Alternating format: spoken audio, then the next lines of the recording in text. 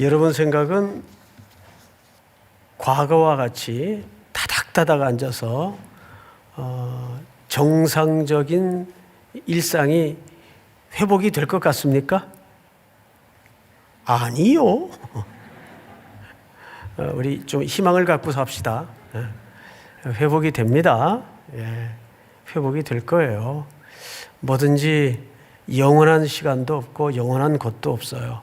반드시 종식이 될 겁니다. 믿습니다.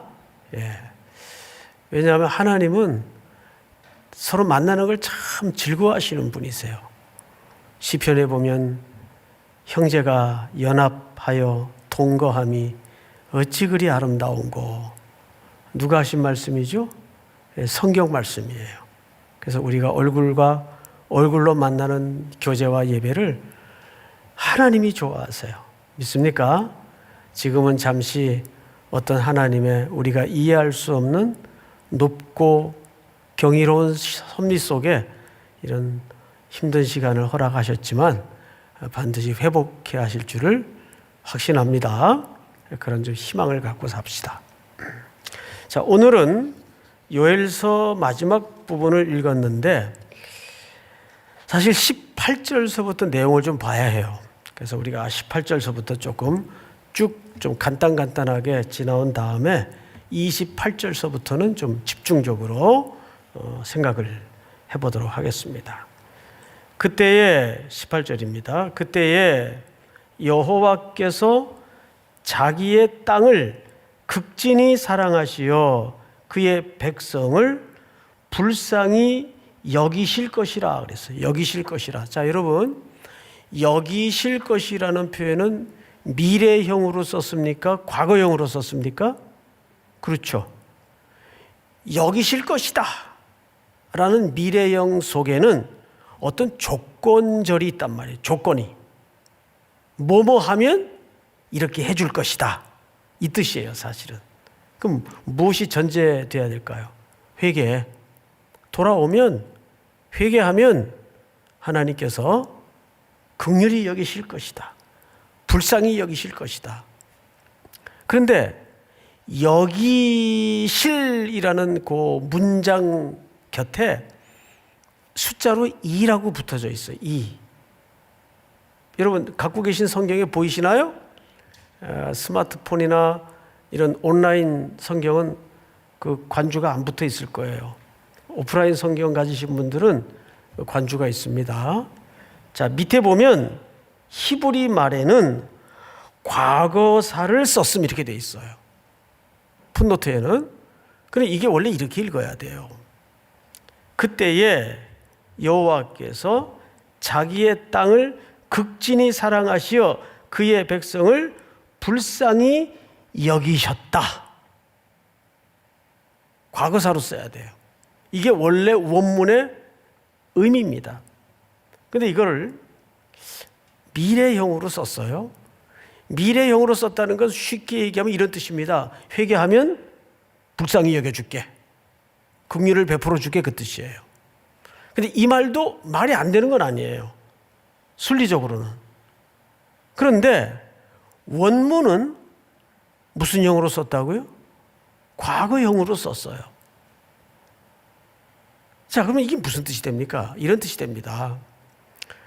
우리가 하나님 앞에 회개하고 돌아오는 것은 하나님이 불쌍히 여겼기 때문에 우리에게 회개가 가능해졌다 그 말이에요.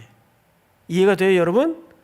그러니까 전자가 미래형이 근본적인 말씀입니까? 과거형이 근본적인 말씀입니까? 과거형입니다. 그리고 우리가 이해했고 우리가 배워왔던 구원관도 사실은 과거형이 맞습니다. 우리는 알잖아요. 저서부터 내 안에는 갱신의 능력이나 자정 능력이 없다는 것, 전적인 타락과 전적인 무능한 존재임을 알잖아요. 우리는. 그러니까 우리가 하나님께 돌아가고 하나님께 회개하는 것마저도 사실은 그 근거가 어디서부터 출발합니까? 하나님의 자비하심의 결과예요. 불쌍히 여기심의 결과라고요. 그래서 여러분 13절을 한번 볼까요? 너희는 옷을 찢지 말고 마음을 찢고 너희 하나님 여호와께로 돌아올지어다. 그는 은혜로우시며 자비로우시며 노하기를 더디하시며 인애가 크시사 뜻을 돌이켜 재앙을 내리지 아니하시나니. 바로 우리의 회개도 하나님의 선제적 긍휼이 있었기에 그 구원받은 은혜로 회개라는 반응이 나오는 거라고요. 이것이 성경에서 말하는 하나님의 자비가 기초된 은혜예요. 자, 그러면 그러한 하나님의 백성들에게 어떤 회복을 약속하시는가? 자, 첫째 19절 여호와께서 그들에게 응답하여 이르시기를 내가 너희에게 곡식과 포도주와 기름을 주리니 너희가 이로 말미암아 흡족하리라. 자, 완전히 1장 2장 상반절까지는 황폐한 땅이 되어버려서 재난과 심판이 예고되었고 제사장들이 제사를 멈췄어요. 전제와 소제를 드려야 되는데 농사가 돼야 뭐 예물을 갖고 올 거 아니에요. 근데 그것이 다 회복될 것이다. 농사와 파종과 자연계의 회복을 약속하고 있어요. 두 번째 회복에 대한 약속은 20절입니다. 우리 한번 전체가 또 온라인으로 예배하는 모든 성도님들도 같이 봅시다. 시작. 내가 북쪽 군대를 너희에게서 멀리 떠나게 하여 메마르고 적막한 땅으로 쫓아내리니 그 앞에 부대는 동해로 그 뒤에 부대는 서해로 들어갈 것이라. 상한 냄새가 일어나고 악취가 오르니 이는 큰 일을 행하였음이니라 하시니라. 아멘. 자, 여러분, 두 번째는 북쪽 군대. 그러니까 하나님께서 이 백성들의 우상 숭배의 죄를 처벌하시기 위해서 북쪽 군대가 밀려 들어와 심판과 싹 쓸어갈 것을 예고했었어요. 그런데 그것을 치워버리겠다. 그 군대의 공격을 메마른 땅으로 던져버리겠다. 그래서 너희들을 재난을 주고 공격하려 했던 모든 것들을 썩은 냄새가 나게 만들 것이다. 그러니까 군사적인 물리적 위협도 하나님이 회복을 약속했어요. 또 21절을 볼까요? 땅이여 두려워하지 말고 기뻐하며 즐거워할지어다. 여호와께서 큰 일을 행하셨음이로다. 이 큰 일은 구원을 얘기합니다. 언제나 구원을 설명할 때는 하나님의 큰 일이라고 수사어를 표현합니다. 그러니까 큰 일은 하나님의 구원하심을 얘기하는 거예요. 자, 그러면 이쯤 머물러 서서 우리가 생각해 볼 게 하나 있어요. 과연 예수를 믿고 산다는 문제가 재난을 면하고 고난을 피하고 환난의 고비를 넘는 것이 예수 믿는 사람들의 삶의 전부냐? 과연 기독교가 그것만으로 위안이 돼야 할까요? 우리가 믿는 복음이, 우리가 믿는 예수님과의 관계가 그저 위급할 때 빌어서 잘못을 용서받고 그 재난을 모면하고 환난을 피하고 인생의 고비를 그때그때 넘어가고 모면하는 그것이 기독교인들의 특권이어야만 할까요? 그러면 기독교가 너무 가난한 거죠. 너무 비참한 거죠. 여느 종교의 신앙과 뭐가 다르겠어요? 그런데 여기에서 이제 오늘은 우리가 그 너머, 그렇다면 예수를 믿고 하나님의 영광 앞에 서서 우리가 신앙인으로 이 광야와 같은 주만 바라볼 것이 없는, 주밖에는 바라볼 것이 없는 이 광야와 같은 세상에서 우리가 어떻게 사는 게 의미가 던져지고 보람이 있다는 얘기일까? 오늘 그 얘기를 좀 요엘서를 통해서 만나보게 될 건데 23절을 좀 보십시다. 중요하니까 함께 읽도록 하십시다. 다 같이 시작. 시온의 자녀들아, 너희는 너희 하나님 여호와로 말미암아 기뻐하며 즐거워할지어다. 그가 너희를 위하여 비를 내리시되 이른 비를 너희에게 적당하게 주시리니 이는 비와 늦은 비가 예전과 같을 것이라. 이른 비와 늦은 비가 예전과 같을 것이라. 우리 신명기서 한 절을 더 볼까요? 신명기 11장에 보시면 비슷한 얘기가 이미 오래전에 선지자들의 특별히 모세의 글을 통해서 예시되었었어요. 제가 좀 읽겠습니다. 내가 오늘 너희에게 명하는 내 명령을 너희가 만일 청종하고 너희 하나님 여호와를 사랑하여 마음을 다하고 뜻을 다하여 섬기면 여호와께서 너희 땅에 무슨 비? 이른 비, 늦은 비를 어떤 때에? 적당한 때에 내리시리니 너희가 곡식과 포도주와 기름을 얻을 것이요. 자, 여기까지만 읽읍시다. 시간이 좀 바쁘니까. 여기 신명기 11장에 보니까 여기에도 이른 비가 나오고 늦은 비가 나오고 또 적당한 때에 내리는 비라고 소개를 했어요. 적당한 때. 그러니까 이 말은 이런 뜻입니다. 이른 비와 늦은 비를 적당하게 주신다. 적당한 때에 주신다.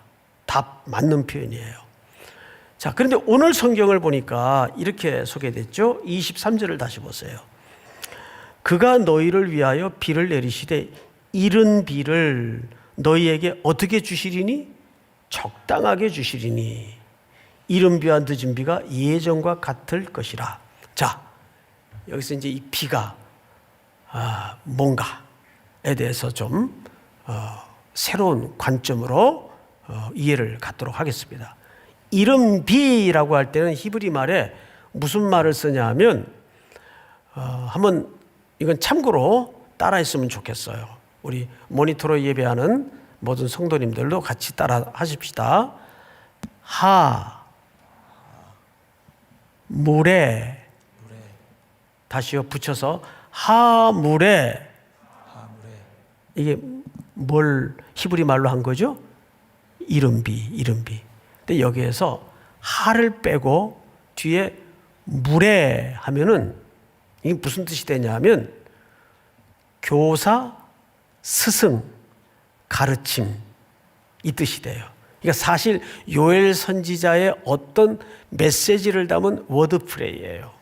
그리고 그 뒤에 적당한 비, 이 적당하다 할 때는 대충, 대강 이런 개념이 결코 아닙니다. 여기서 적당한 때의 적당함은 하나님의 의로움을 얘기해요. 그러니까 하나님의 의로움이라는 것은 바르고 정확한 것을 얘기해요. 그게 하나님의 공평하심이에요. 그러면 하물에 교사, 스승 가르침이에요. 그 다음에 적당한 하나님의 의를 얘기하는 거예요. 이걸 연결시켜서 조를 해보면 뭐가 됩니까? 의의 교사가 됩니다. 그러니까 이른 비는 뭐예요? 의의 교사예요. 의의 교사. 그러면 의의 교사가 있었나? 성경에? 지금 의의 교사를 내리시겠다는 거예요. 우리 요한복음 16장을 한번 볼까요? 같이 읽습니다. 자막을 보세요. 내가 아직도 너희에게 이를 것이 많으나 지금은 너희가 감당하지 못하리라. 우리 아이들을 또 지도하거나 교육하다 보면 초등학교 애들 앉혀놓고 뭐 수학 같은 걸 가르치려면 화도 나고 애들이 감당을 못하잖아요. 게다가 그런 어린애들한테 미분 적분을 들이대면 그 감당을 못해요. 그래서 하시는 말씀이에요. 우리 12절을 다시 볼까요? 내가 아직도 너희에게 이를 것이 많으나 지금은 너희가 감당하지 못하리라. 얼마나 답답했으면 예수님이 깜깜이들 앉혀놓고 가르치는데 못 알아먹어요. 예수님은 지금 십자가 지러 죽으러 가시는데 누가 크냐 길거리에서 자리 다툼하고 앉았고, 그니 그 답답함이 얼마나 컸겠어요. 근데 그 다음 줄 볼까요? 그러나 누가 오시면, 옳지, 진리의 성령이 오시면 그가 너희를 모든 진리 가운데로 인도하시리니 그가 스스로 말하지 않고 오직 들은 것을 말하며 장래일을 너희에게 알리시리라. 할렐루야.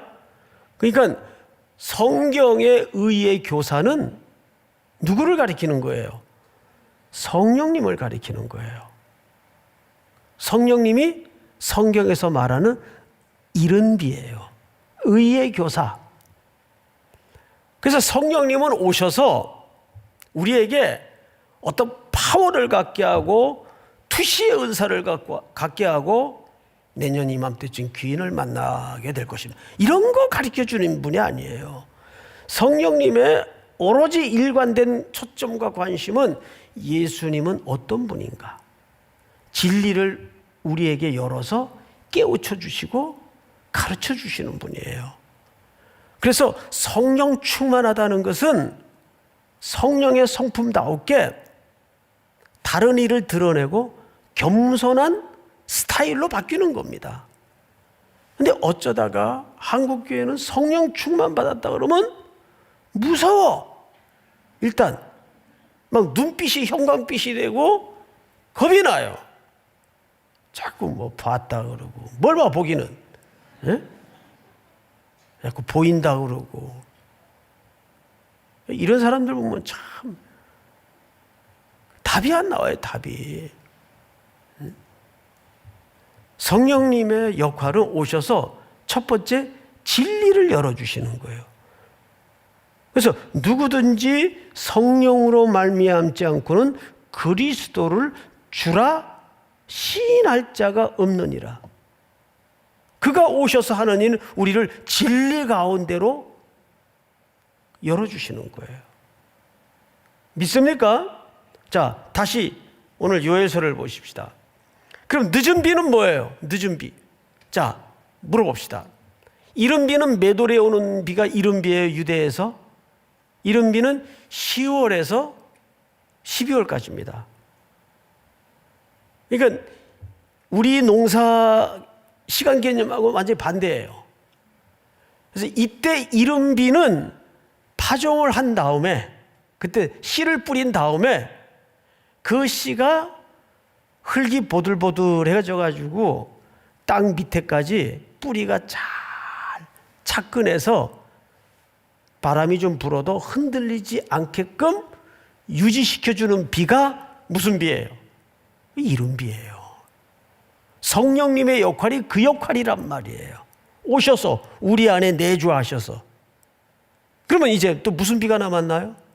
늦은 비가 남았어요. 늦은 비는 봄비예요. 유대인들이 이때 거둬요. 그래서 늦은 비는 결실을 재촉하는 비예요. 그러면 그때 열매가 맺어집니다. 열매. 그래서 이 늦은 비는 누구를 가리키는 건가 하면 인카네이션 하셔서 예수님이 오시어 부활의 무슨 열매가 됐죠? 첫 열매가 되신 거예요. 그러니까 이른 비는 성령님을 말하는 것이고, 이 성령님은 오셔서 이제 사망 권세를 이기시고 이 땅에 부활의 첫 열매가 되셔 우리를 구속하실 그 구속의 완성을 이루기까지 성령님이 이 역할을 도와주시는 거예요. 믿습니까? 그 이른 비와 늦은 비에 대해서 헛갈리면 안 돼요. 자, 그러면 그 이른 비와 늦은 비를 주시는데 28절로 건너뜁니다. 그 후에 이제 그 말이에요. 그 후에 내가 내 영을 누구에게 부어줘요? 만민에게. 자, 여러분, 만민에게라는 말에도 풋노트가 있어요. 이 원래 원문이에요. 원문. 만민은 번역이에요. 원래 원문에는 어떤 단어로 쓰여져야 옳은가 하면 모든 육체라는 뜻입니다. 근데 이 원문 그대로 직역을 했어야 되는데 모든 육체라는 말이 이 뜻을 드러내는데 굉장히 선명한 개념을 갖고 있어요. 근데 그냥 만민이 이래 버렸어요. 좀 번역이 아쉬워요. 뭐 그렇다고 오역은 아니나 진의를 드러내는 데는 좀 아쉬움이 있어요.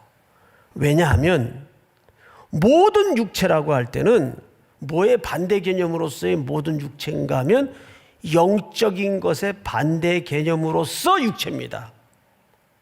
자, 여러분 창세기 1장에 보면 아담과 하와가 범죄한 후에 타락을 해요. 그래서 에덴에서 쫓겨나는데 에덴 어느 쪽으로 쫓겨나죠? 동쪽으로 쫓겨나요. 그래서 광야에서 성막을 만들 때 지성소로 들어오기 위해서 입구를 어느 쪽에다 만들죠? 동쪽에다가 만들어요. 그것은 그리스도의 구속의 피로 회복하기 위해서 이들이 제사장들이 동쪽 문으로 들어와야 돼요. 그 에덴의 회복을 여기서 약속하고 있는 거죠. 그렇게 인류는 쫓겨나요. 동쪽으로. 그래서 땅에서 어떤 일이 벌어지는가 하면 창세기 6장에 이런 표현이 있어요. 사람이 땅 위에 번성하기 시작할 때 그들에게서 딸들이 나니 하나님의 아들들이 사람의 딸들의 아름다움을 보고 자기들이 좋아하는 모든 여자를 아내로 삼는지라. 누가 좋아하는? 자기들이 좋아하는. 다음 절. 여호와께서 이르시되 나의 영이 영원히 사람과 함께하지 아니하리니 이는 그들이 뭐가 되었다 그랬어요? 육체가 되었다. 하나님과 반대되는 개념의 그냥 물질 덩어리들이 되었다 그 말이에요. 하나님의 영이 떠나가면 고기 덩어리에 불과해요. 주 떠나가시면 내 생명 헛되네. 주님 떠나가시면 우린 아무것도 아니에요. 먼지 덩어리예요. 오물 덩어리예요.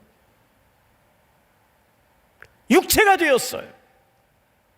그런데 하나님은 이 회복을 위해서 오늘 요엘 선지자를 통해 내가 그 죽은 육체에 만민이 아니라 육체에 이 진리를 수납하고 예수 그리스도를 받아들이는 그 모든 육체에 뭘 부어주겠다는 거예요?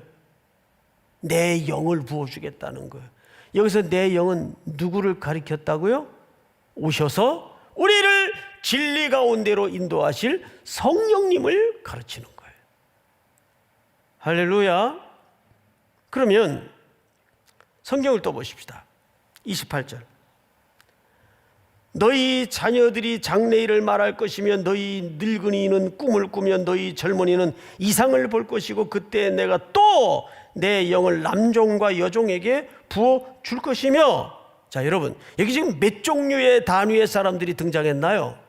너희 자녀들, 늙은이, 젊은이, 남종, 여종에게 부어주겠대요. 여기서 우리가 조심할 게 하나 있어요. 두 가지를 조심해야 되는데, 늙은이는 뭘 가리키는 거냐? 또 종은 어떤 범주를 가리키는 거냐? 여기에 일일이 해석을 달 필요가 없어요. 이건 전체적으로 봐야 돼요. 그러니까 여기서 말하고 싶은 진짜 의도는, 진의는 뭐냐 하면 여기에 강조점이 있는 거예요. 남녀 차별, 빈부격차, 상하 차별 없이 하나님의 영은 하나님의 아들인 예수 그리스도를 받아들이기만 하면 하나님의 영을 어떻게 하겠다는 거예요? 이렇게 구분과 차별 없이 보내주시겠다는 거예요. 그걸 강조하는 거예요. 이렇게 단위를 구분하여 열거한 의도는 그 이상을 보고 꿈을 꾸고 장래 일을 말할 것이라는 말은 하나님의 진리를 통해서 하나님의 계획을 알게 되고 참여하게 된다 그 뜻이에요. 아까도 말씀을 드렸지만 이게 무슨 투시의 은사를 받아가지고 어디 땅을 사면 대박이 날 거요. 이 교회를, 기독교를 무당 무슨 점쟁이들 구다듯이 그렇게 생각하면 안 돼요. 이것은 이 영이 우리를 진리 가운데로 인도해서 하나님의 마음을 알게 만들고 하나님의 종말적 그림에 우리를 인볼브시키고 참여시킨다는 이야기를 이렇게 하는 거예요. 자, 그렇다면 이제 마지막으로 우리는 여기서 같이 생각해 볼 과제가 하나 남아요. 이렇게 하나님의 영이 임했어요. 그래서 차별 없는 세상을 만드는 게 그러면 꿈일까? 이게 과연 그걸 말하고 싶은 걸까요? 우리 사도행전 2장을 보십시다. 사도행전 2장. 오순절 날이 이미 이름에 그들이 다 같이 한 곳에 모였더니 호련히 하늘로부터 급하고 강한 바람 같은 소리가 있어 그들이 앉은 온 집에 가득하며, 이것이 최초로 성령이 공동체에 임한 그림이에요. 그리고 보세요. 다 같이 시작. 마치 불의 혀처럼 갈라지는 것들이 그들에게 보여 각 사람 위에 하나씩 임하여 있더니, 성령님이 놀랍게도 공동체에 임했지만 각 사람에게도 임했어요. 그리고 놀라운 교통이 이루어집니다. 각 나라 언어로 알아듣게 만들고 말해도 알아듣게 만들어요. 이게 성령의 교통하심이에요. 그래서 여러분 축도할 때 지금은 우리 구주 예수 그리스도의 은혜와 하나님 아버지의 사랑과 성령의 위로하심이 해도 틀린 거예요.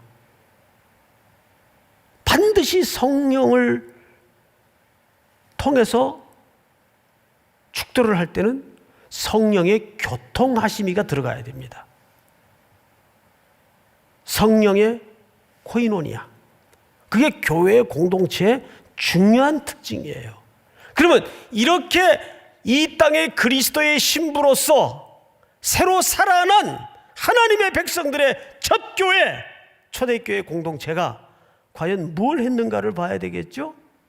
우리 사도행전 6장을 보세요. 그때에 제자가 더 많아졌는데 헬라파 유대인들이라는 것은 그 이방 땅에서 태어난 유대인들을 얘기하는 거예요. 그러니까 디아스포라죠. 유대인들이 자기의 과부들이, 자기네 쪽 과부들이 매일의 구제에서 자꾸 제외돼요. 폴링 러브처럼 무슨 뭐에 빠진다 그 말이 아니라 자꾸 그 구제에서 상대적으로 제외가 되는 거예요. 그러니까 히브리파 사람들을, 순수 유대 본토인들을 원망을 한 거예요. 그래서 초대교회는 첫 조직이 생깁니다. 집사 조직이 생겨요. 그리고 사도들은 기도와 말씀 전하는 일을 전무하기 시작합니다. 여러분, 초대교회가, 성령 공동체가 최초로 한 일이 뭐예요? 긍휼사역이에요. 과부들을 돕고 구제를 얼마나 열심히 했는지 이런 문제가 다 생겼습니다. 그리고 우리 10장으로 한번 넘어가 볼까요? 고넬료가 주목하여 보고 두려워 이르되, 주여 무슨 일이니까? 천사가 이르되, 네 기도와 뭐가? 구제가 하나님 앞에 상달되어 기억하신 바가 되었으니. 여기 네 기도와 그랬는데 사실은 무슨 뜻인가 하면 네 경공과 구제가 그래요. 그 말이 맞아요. 그러니까 가장 경건한 삶의 실질적인 태도는 구제입니다. 우리가 강남 스타일 하는데 스타일이 있죠. 부정하지 않아요. 그러면 삼일교회 스타일은 무슨 스타일이 돼야 될까요? 선교 스타일? 긍휼 스타일이 돼야 돼요. 이게 우리의 본성이 되고 DNA가 돼야 돼요. 31절을 볼까요? 다 같이 시작. 말하되 고넬료야, 하나님이 내 기도를 들으시고 내 구제를 기억하셨으니. 하나님이 뭘 기억하셨다 그래요? 내 구제를 기억하였으니. 제가 요엘서를 준비하면서 이 대목에서 좀 멈추어 섰었어요. 왜 그랬는가 하면 우리가 맨날 하나님의 영광 앞에 서야 된다, 영광을 돌려야 된다, 말은 종교적인 온갖 표현을 다 동원해서 하는데 과연 그 실체가 뭐냐 말이에요. 실체가, 그 실체는 그리스도의 마음에 교회가 계속 쫓아가는 거예요. 믿습니까? 그것이 우리 개개인의 스타일이 돼야 되고 우리 교회의 스타일이 돼야 돼요. 제가 몇 년 전서부터인지 모르지만 한 분씩 두 분씩 한 4, 5년 된 것 같네요. 우리 교회로 자꾸 새벽에 이 서울역 가까이 계시는 분들이 그냥 무작정 찾아오기 시작하셨어요. 그래서 일단 이분들을 우리가 문을 닫아 걸거나 금하게 할 수는 없다, 교회가. 해서 이분들을 맞아들이기 시작했습니다. 이거 점점 수가 늘어났어요. 처음에 빵을 드렸어요. 우유와 함께. 근데 이분들의 그 내장의 습관이 빵과 우유로 이렇게 해결이 되는 스타일이 아니에요. 그러면 금방 탈이 나세요. 밥을 드셔야 돼요. 그래서 이걸 어떡하나 하다가 좀 우리 힘들지만 이분들에게 따뜻한 아침밥을 드리자 해서 이제 아침밥을 대접하기 시작했어요. 그랬더니 찬이 좋아서 그런지 몰라도 하여간 폭발적으로 오시는 분들이 늘어나기 시작했습니다. 그걸 참된 부흥이라고 합니다. 그거를 그러니까 이제 상대적으로 우리 청년들이 갈 자리가 없어진 거예요.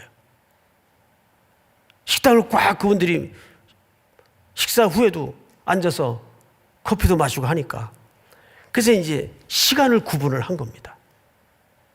먼저 그분들 대접을 해드리고 빠져나가시면 또 우리 뒤에 성도들과 청년들이 먹는 걸로 이렇게 해서 그러다가 코로나가 닥친 거죠. 이걸 어떡하나 하다가 코로나가 닥치니까 다른 데서 다 문을 닫았어요. 이런 급식소 같은 데가. 올 때가 이분들이 교회밖에 없는 거예요. 그래서 처음에 빵을 드리다가 또 컵밥으로 대접을 하다가 지금도 200~300분씩 새벽마다 그 공급을 받으세요. 그 빵만 드려서는 안 되겠다 싶어가지고 소예배실에다가 이분들을 모셔놓고 뭐 많을 때는 한 200명 가까이 150명에서 200명 가까이 우선 간단하게 성경을 읽고 쉽게 성경을 풀어주세요. 교육자님들이. 그리고 또 인생의 깊은 고뇌와 상담이 있는 분들을 위해서 또 우리 권사님들이 상담을 해줘요. 이분들이 제일 문제가 뭐냐면 주거 문제예요. 주거가 거처가 없으니까 이 생활이 종지부를 찍지 못하는 거예요. 그래서 작년부터인가 재작년부터인가 길 건너에다가 고시텔을 하나 여러 채를 임대를 해가지고 지금 한 10여 가정을 거기에다가 머물면서 좀 자립을 하실 수 있도록 거기에 몇 분은 벌써 임대 아파트를 얻어가지고 독립을 해서 나가시기도 하고 또 그분들이 작년에 같은 경우에는 통영 선교를 같이 따라갔어요. 우리가 상상할 수 없었던 놀라운 은혜가 있었습니다. 자, 여러분, 물론 그분들과 함께하는 일이 그렇게 여러 가지가 복잡하고 쉬운 일이 아니에요. 이 얼마 전에는 저 용산에 모녀가 한 10년째 노숙을 하고 있다는 정보가 들어왔어요. 우리 담당 목사님이 또 자기 차를 가지고 가서 그 두 분을 모셔다가 고시텔이다 지금 또. 아니 고시텔이 왜 이렇게 발음이 안 되는지 모르겠어요. 일부 때는 고시털이라 그랬다가 아이고 거기다 지금 모셔놓고 여러분들이 헌금한 그 재정을 좀 생활비가 되도록 좀 조금이지만은 도와드리고 그분들이 얼마나 고마워하는지 듣고 보니까 많은 인생의 아픈 사연들을 가진 분들이에요. 예수님이 뭐라 그랬어요? 내가 옥에 갇혔을 때 너희가 돌아보았고 내가 벗었을 때 너희가 입혀주었고 내가 굶주렸을 때 너희가 먹을 것을 주었다. 근데 정작 의인들은 뭐라고 반응을 했죠? 언제예. 이 경상도 말로 언제예. 그러니까 그걸 자기들은 의식을 했다는 얘기예요? 못했다는 얘기예요? 의식을 못하고 했다는 얘기예요. 여러분 이게 중요한 건데 의식을 못하고 했다는 얘기는 이게 무슨 말이 됩니까? 그냥 본성으로 했다는 얘기예요. 어떤 본성? 육체적 본성이 아니라 거듭난 하나님의 자녀로서의 본성으로 했다는 얘기예요. 이게 우리 스타일이어야 돼요. 냄새 좀 나면 어때요? 그건 예수님 냄새지. 예수님 냄새예요. 냄새 좀 나면 어때요? 다 그럴 바엔 우리 단체로 비염 환자가 됩시다. 응? 뭐 따지고 보면 우리 그렇게 뭐 깨끗한 사람이 어디 있어요? 나도 얼마나 더러운지 몰라요. 이게 자학적 설교인데 이런 설교 잘 안 하는데 저는 샤워하고 나서도 그냥 갈아입기 귀찮아가지고 뒤집어 또 입어요. 예? 내가 이런 설교까지는 정말 안 하려고 그랬어요. 뭐 뒤집어 보면 그렇게 깨끗한 사람이 뭐가 어디가 있어요? 이런 교회가 불가능할까요? 가난한 자와 부자가, 비난자와 공고한 자가, 낮은 자와 높은 자가 구분 없이 막힌 담을 열고 함께 한 줄을 노래하고 경배하고 예배할 수 있는 교회가 된다면 거기에 주님의 시선이 머물지 않을까요? 그런 교회 여러분들이 이룰 수 있기를 주의 이름으로 축복합니다. 다 일어나십시다. 허무한 세상 지날 때 찬양하십시다.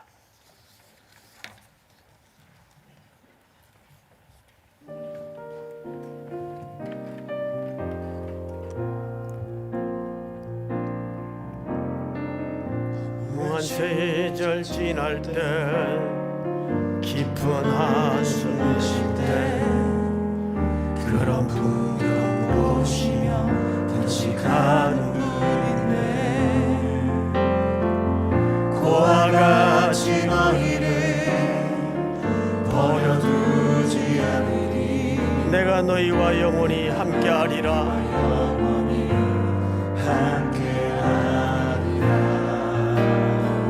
성령이 오셨네 성령이 오셨네 내 주에 보내신 성령이 오셨네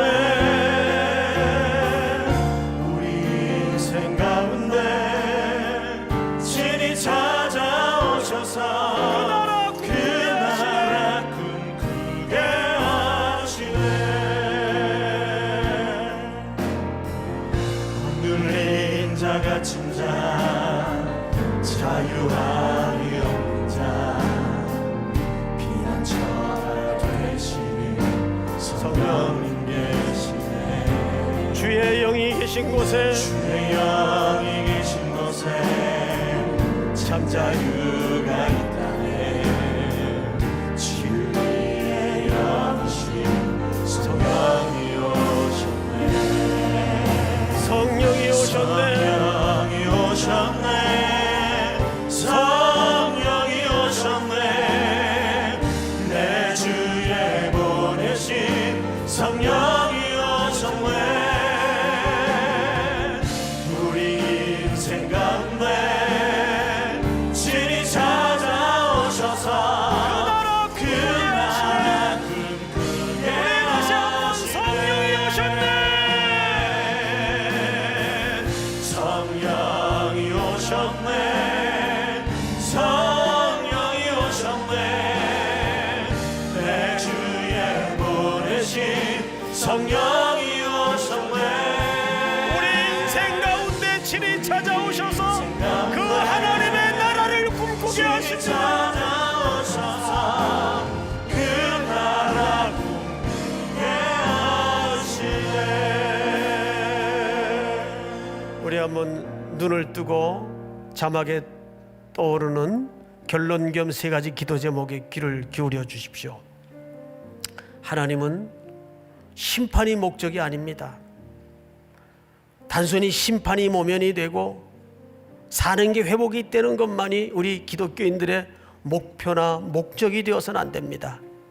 두 번째는 성도는 그 너머 뭐 앞에 서야 될까요? 하나님의 영광 앞에 서야 돼요.